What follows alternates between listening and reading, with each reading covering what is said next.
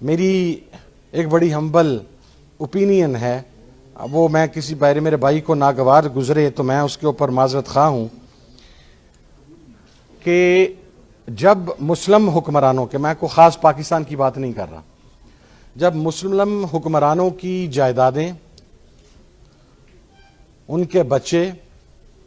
ان کے انٹرسٹ، وہ آج کی دنیا کے سب سے بڑے شیطان ملک امریکہ کے اندر ہوں گے، تو پھر آپ ان سے یہ ایکسپیکٹ نہیں کر سکتے کہ وہ فلسطین کے ایشو کے اوپر بات کریں گے۔ یہ بڑی ایک ریٹن ریالٹی ہے، اور بلکہ میں کہتا ہوں یہ اتنی تلخ ہے کہ آپ یہ دیکھیے کہ ہمارے ہاں چلیں اسلام کو تو شاید ہمارے بہت سارے لوگ ایک ظاہری طور پہ رکھ کے بیٹھے ہوئے ہیں، ہمارے بہت سارے اسلامی ممالک جو ہیں سو کالڈ اسلامی ممالک، لیکن ایک کانسیپٹ بہرحال ایک ریاست کا کانسیپٹ بھی ہوتا ہے اور ایک نیشنلزم کا کانسیپٹ بھی ہوتا ہے۔ آپ دیکھیے میرا سوال جو میں اکثر کرتا بھی ہوں وہ یہ ہے کہ کتنے امریکنز جو ایکس پریزیڈنٹس ہیں، ان کے کانگریس مین ہیں، ان کی جائیدادیں برٹن میں ہیں یا یورپ میں ہیں؟ کسی کی نہیں ہے۔ ہر امریکن جو سٹیک ہولڈر ہے، جو اس مین عہدے کے اوپر آتا ہے، وہ مرنے تک امریکہ کے اندر ہی رہتا ہے۔ جو ایک برٹشر ہے، اس کی جائیدادیں، اس کے تمام سٹیکس جو ہیں وہ برٹن کے اندر ہی رہتے ہیں۔ اسی طریقے سے یورپ کے آپ کسی بھی، جنہیں ہم آج کی ہسٹری میں سو کالڈ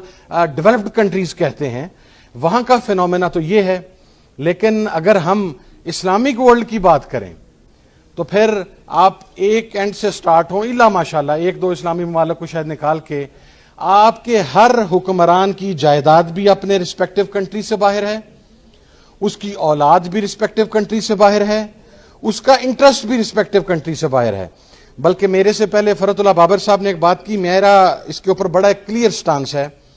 کہ ہمارے جو سابقہ سربراہ جنرل رحیل شریف صاحب سعودی عرب تشریف لے گئے، ان کے لیے یہ اعزاز کیا کم تھا کہ وہ افواج پاکستان کے سربراہ تھے؟ اس سے بڑا پاکستان بینگ اے پاکستانی یا ایک پاکستانی ہوتے ہوئے اس سے زیادہ اعزاز کی بات کیا ہو سکتی تھی کہ آپ افواج پاکستان کے سربراہ تھے، آپ چیف آف آرمی سٹاف تھے پاکستان کے اندر، اور پھر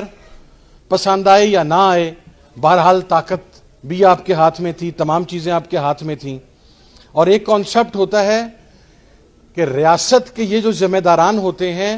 یہ اپنی کیپیسٹی کے اندر بھی ایک رسک ہوتے ہیں، کیونکہ ان کے پاس اسٹیٹ کے راز ہوتے ہیں۔ ہمیں سیاستدان تو نظر آتا ہے کہ وہ لندن میں جا کے بیٹھ جاتا ہے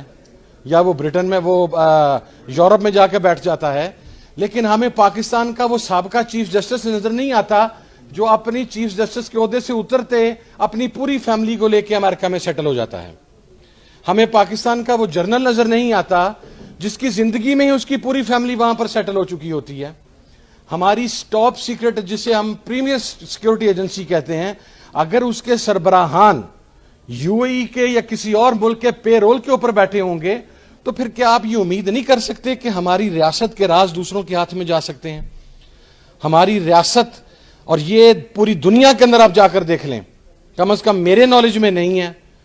کہ جو کسی بھی ملک کی افواج ہیں، جو کسی بھی ملک کی پریمیئر ایجنسی ہیں، سیکرٹ ایجنسیز ہیں، جو کسی بھی ملک کے سربراہان مملکت ہیں، انہیں ظاہری طور پر نہیں لیکن انہیں پریکٹیکلی فورسفلی اس ملک کے اندر رہنے پر مجبور کیا جاتا ہے کہ اگر آپ اس ملک میں رہتے ہوئے اس ملک کے صدر بنے یا کسی ادارے کے سربراہ بنے تو پھر مرنا بھی اس ملک کے اندر ہے۔ لیکن ہمارے ہاں ایک عجیب روایت ہے کہ ہم اٹھتے ہیں اور پھر ہم مقصد میرا سوال یہ ہے، میں آج پاکستان کی سیکورٹی ایجنسی سے پوچھ لیتا ہوں کہ 2014 کے دھرنے میں تو آپ مجھے بتاتے تھے یا ہم سب لوگوں کو بتاتے تھے کہ رانا ثناءاللہ اتنے افراد کا قاتل ہے۔ آپ ہمیں یہ ایویڈنسز دیتے تھے کہ یہ شہباز شریف کے آرڈرز کے اوپر یہ قتل عام ہوا ماڈل ٹاؤن کے اندر۔ ہمیں یہ بتلایا جاتا تھا کہ داتا صاحب کے بم دھماکے کے اندر یا مختلف شرائنز کے اوپر جو بینڈ آؤٹ لیٹس کا جو ان کا ان ایگزیکٹ سینس یا ان لٹرل سینس جو ان کا پروموٹر ہے وہ رانا ثناءاللہ ہے۔ تو آج کیا صورتحال بنی کہ جن لوگوں کو آپ ہمیں یہ بھی بتاتے تھے کہ بلوچستان کے کون سے لوگ کوئٹہ میں ہونے والے بم دھماکے کے اندر افغانستان کی انٹیلیجنس ایجنسی کے ساتھ ملے ہوئے ہیں، آپ ہمیں ڈاکومنٹس دیتے تھے, آپ ہمارے سامنے ڈاکومنٹری ایویڈنسز رکھتے تھے کہ یہ میاں نواز شریف صاحب کا وہ فارم ہے, میرے پاس ابھی بھی موجود ہے ریئل شیپ میں. اور کمال دیکھیے کہ میرے والد جب مسلم لیگ کے ساتھ تھے اور ہم مشرف صاحب کے خلاف تھے, تو جب وہ سعودی عرب میں میاں صاحب کو ملنے کے لیے گئے تو حرم شریف میں بیٹھے ہوئے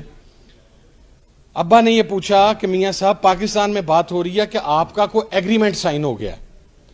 تو وہ کہنے لگے کہ صاحب میں گواہ ہوں اس چیز کا, اور میں قرآن کے اوپر اس چیز کی قسم دے سکتا ہوں. کہ وہ کہنے لگے صاحب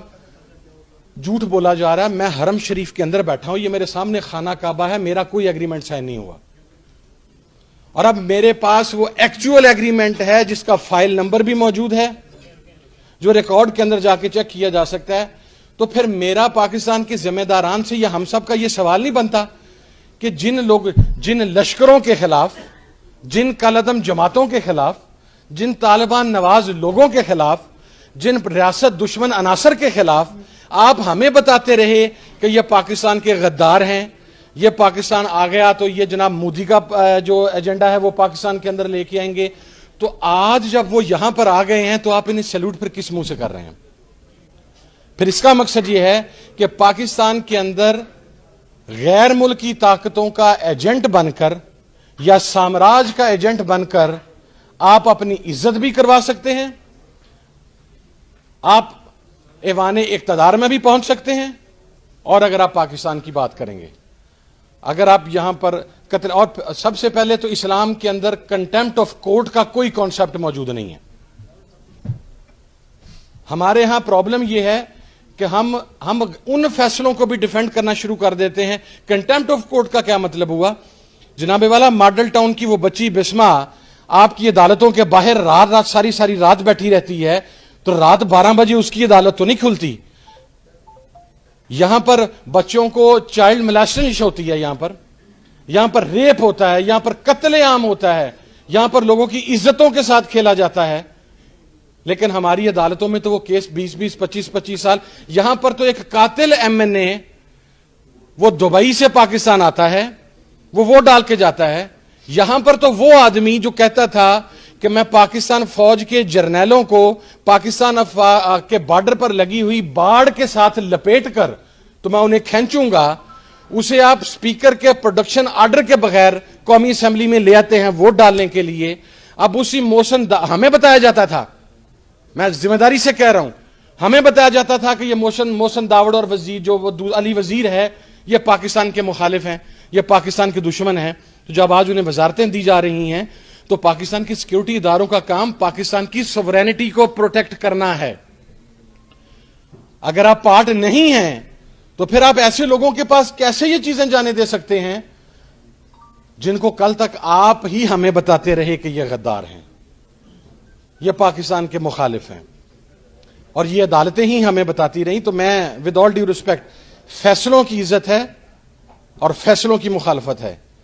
کنٹیمپٹ اگر اسلام کے اندر کو کانسیپٹ ہے تو کنٹیمپٹ آف ہیومینٹی سب سے امپورٹنٹ ہے. کنٹیمپٹ آف کورٹ کوئی امپورٹنس نہیں رکھتا یہاں پر. اور جب آپ کا نظام سامراج کے تحت چلے گا,